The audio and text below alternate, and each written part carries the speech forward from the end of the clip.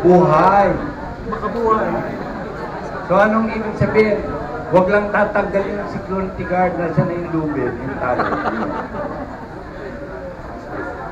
Ito po, no, may tali po yan.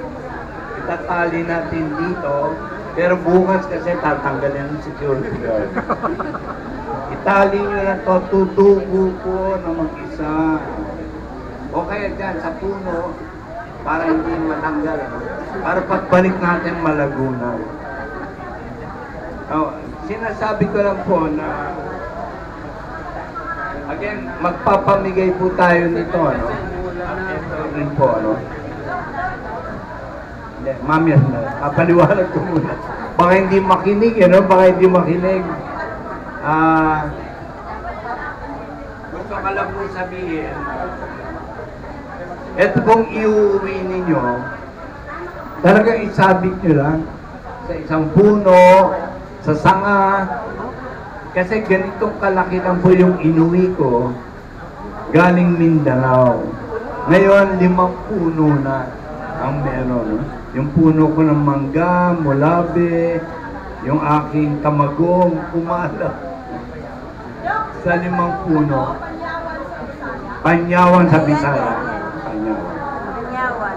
Panyawan sa Bisaya po.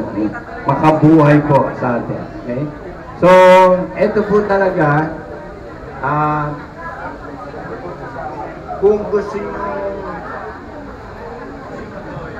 ito po sobrang pait, pag nilagay nyo po sa dila nyo, hanggang bukas mapait ang inyong dila. Kaya huwag nyo yung tikman.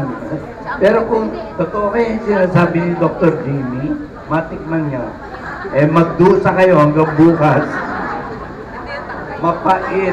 Sobrang pait po. Pero ang payo ko po rito, no? While yung mga herbolary po natin.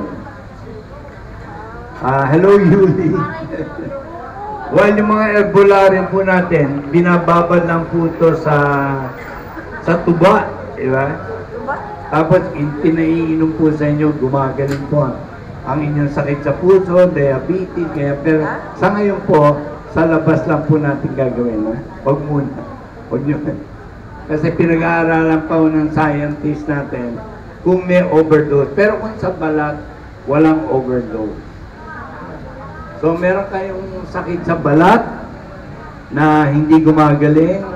Meron kayong eczema, meron kayong an-an, hadad, buni, eczema, shingles, yes, napakaganda, no? At kung meron kayong kurikong, sabihin nyo na psoriasis, lahat to, gagaling po, yes. Alam ko, nakataas sa inyong kami. Nagpo-close open lang pala kayo. Dahon po ba o yung tangkay? Gagamitin po is dahon o yung tangkay? Yung tangkay. Yung dahon po, alam nyo kung talagang mula ulong kan talampakan ang inyong galis. Karaniwan po gano'n, mga psoriasis, ang kurikong mula ulo, pakukuluan at paliligo. Tanggal din. Okay? Yung dahon. Yung dahon may gamit rin po. Magandang paligo, pambanlaw sa mga sakit sa balat. Mga sakit sa balat.